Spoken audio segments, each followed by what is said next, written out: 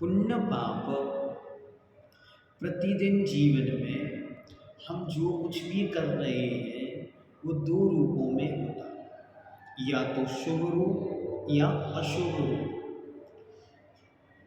यदि वो शुभ रूप है तो पुण्य आश्रव का कारण है, शुभः पुण्यस्य। और यदि वह अशुभ रूप है तो वह पाप के आश्रव का कारण है, अर्थात वह हमें इस संसार समुद्र में डुबोने वाला है। तो ये पुण्य और पाप है क्या, देखते हैं। प्राणी की इस जीवन रूपी नदी के दो किनारे हैं, पुण्य और पाप। जब तक जीवन नदी इन दो पाटों पुण्य पाप के किनारों के बीच गमन करती है तब तक ही संसार है। जैसे ही इससे ऊपर उठता है मुक्त बन जाता है। मुक्त बनने में सबसे बड़े साधक कहे या बाधक ये पुण्य पाप ही हैं। इसके बारे में फैली हुई अनेक भ्रांतियों के निवारण के लिए इनका क्रमिक स्वरूप दिखाते हैं। संसार में इनके विषय में बहुत चर्चाएं होती हैं, उसके विषय में आपको यहाँ पे समझाता हूँ। पुण्य का स्वरूप कषाय की मंदता सहित शुभ परिणामों को पुण्य कहते हैं, जो आपके प्रश्न पत्र पर भी एक प्रश्न आया था। या जो आत्मा को पवित्र बनाता है, पुनातु आत्मनि इति पुण्यम, जो आत्मा को पवित्र बनाता है उसे पुण्य कहते हैं। या इष्ट पदार्थों की प्राप्ति जिससे हो उसे पुण्य कहते हैं। कारण, पुण्य के कारण क्या क्या हैं? दान आदि कार्य करने से, अर्थात देव पूजा, गुरुपासना, स्वाध्याय, संयम, तप और दान, ईशत आवश्यकों का निर्दोष रीति से प्रतिदिन पालन करने से आपको नियम से पुण्य का आश्रय होता है। गुरुओं का सम्मान करने से, पाप कार्य ना करने से, सत्य बोलने से, क्रोध आदि कषाय मंद करने से, माता पिता एवं बड़े जनों की सेवा करने से और सत आवश्यक कार्य आदि करने से पुण्यबंध होता है। सभी शुभ क्रियाओं से पुण्याश्रव होता है। शुभः पुण्यस्य, जो शुभ योग है, शुभ प्रवृत्ति है, मन वचन काय की विशुद्धि है, निर्मलता है, उसका नाम ही पुण्य है। पाप क्या है? संक्लेश अर्थात कषायों की तीव्रता सहित अशुभ परिणामों को पाप कहते हैं। या अनिष्ट पदार्थों की प्राप्ति जिससे होती है उसे पाप कहते हैं। कारण, किसी जीव के दिल दुखाने से, घात करने से, झूठ बोलने से, पाप कार्य करने से, कषाय आदि करने से, गुरुओं की विनय ना करने से और दूसरों की निंदा आदि करने से पाप बंध होता है। सभी अशुभ क्रियाओं से पापाश्रव होता है। भेद, पुण्य और पाप दोनों के दो दो भेद हैं।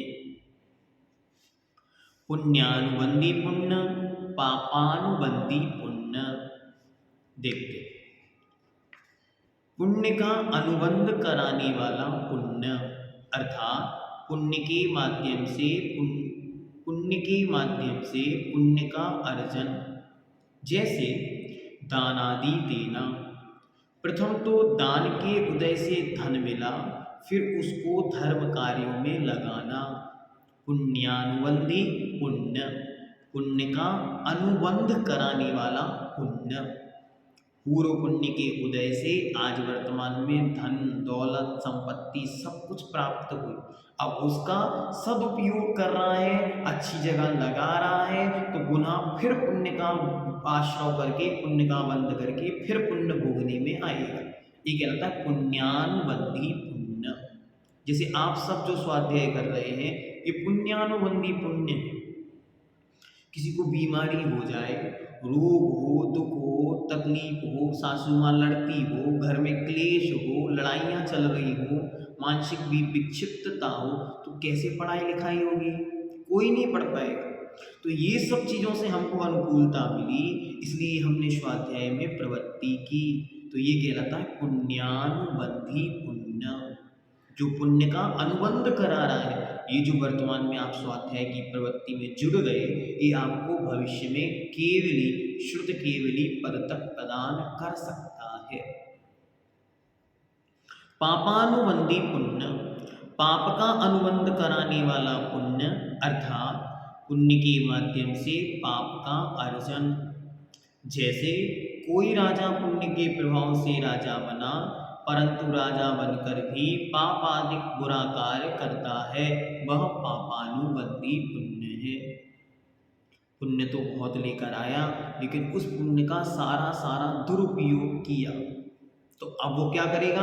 अब वो पुण्य पाप का अनुबंध करा के दुर्गति में ले जाएगा।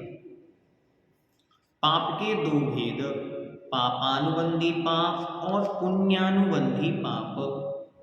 पाप का अनुबंध कराने वाला पाप, अर्थात पाप के माध्यम से पाप का अर्जन।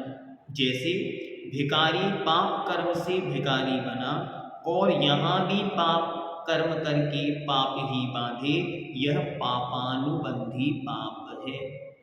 किसी पूर्व के पाप कर्म के उदय से गरीब बना, दुखी बना, अनाथ बना, अपंग बना या अन्य और कोई भी बीमारी क्या असमर्थता प्राप्त की, और अब वर्तमान में ऐसी अवस्था में स्थित होकर भी पुनः पाप करे, बुरे कार्य करे, निंदा करे, चोरी करे, झूठ बोले, अन्य पापों में प्रवृत्ति करे, तो उसका भविष्य भी अंधकारमय होगा।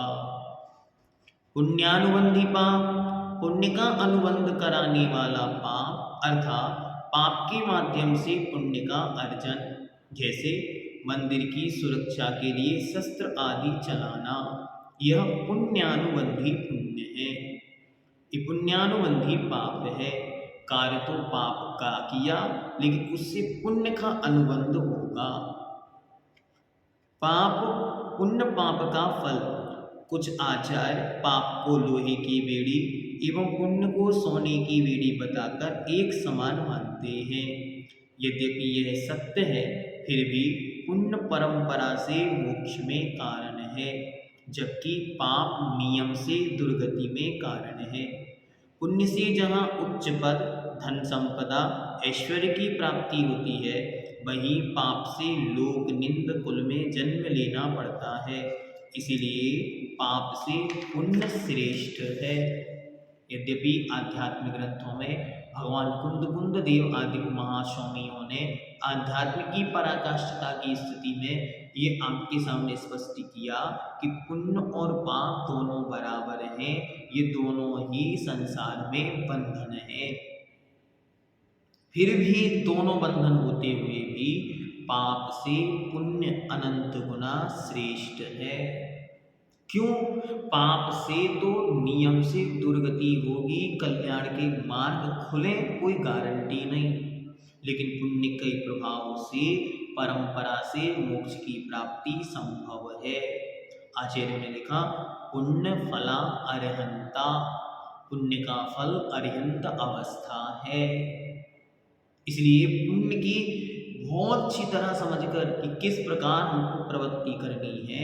यद्यपि हमको जाना शुद्धोपयोग की ओर है, लेकिन गृहस्थों के 3 काल में कभी ना शुद्धोपयोग हुआ है, ना हो रहा है, ना ही भविष्य में होगा।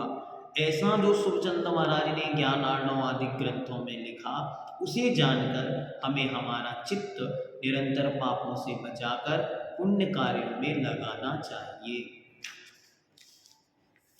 पुण्य एवं पाप दोनों ही संसार अपेक्षा हेय हैं। हेय अर्थात छोड़ने योग्य, क्योंकि बंध दोनों से होता है, दोनों ही संसार के कारण हैं। इसलिए यद्यपि हम पापों का सर्वदेश त्याग नहीं कर सकते, तथापि अनुव्रत रूप एक देश त्याग तो करना ही चाहिए, जिससे हमारी स्थूल पापों से विरक्ति हो और पुण्य कार्य करने में रुचि बढ़े। वास्तविकता यह है कि पुण्य सर्वथा हेय है, हमेशा छोड़ने योग्य है।